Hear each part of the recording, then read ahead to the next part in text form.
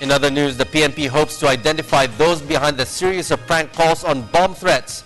The latest to receive such a call was a building in Eastwood in Libis, Quezon City. Alvin Baltazar reports.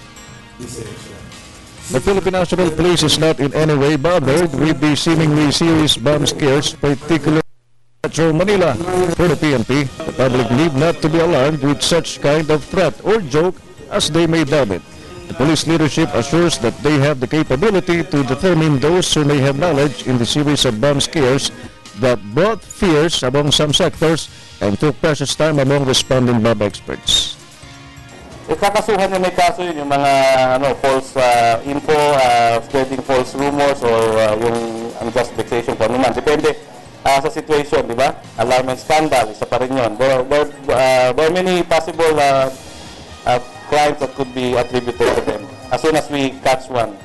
At present, authorities see no connection with the reported bomb scares like that of at Nangka Elementary School in Marikina City and UP Techno Hub in Quezon City just this past Tuesday, as well as the bomb scare at Net 1 building in Taguig recently.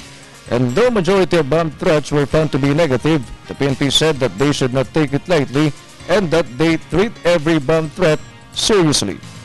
We are treating this matter with serious concern.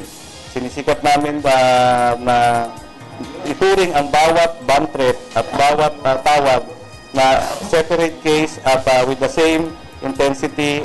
Just this morning, another bomb threat was with 740 at 800 building Eastwood Libis in Quezon City. A bomb was suspectedly placed inside a backpack which was left in front of the IBM office located at the 8th floor of the said building. Reports have it that K9 sat down on the subject for 3 times, but further scrutiny of what's inside the bag disclosed that the backpack has no bomb. What explosive ordnance personnel found were face powder and a bottle of alcohol. For the People's Television, Alvin Baltazar.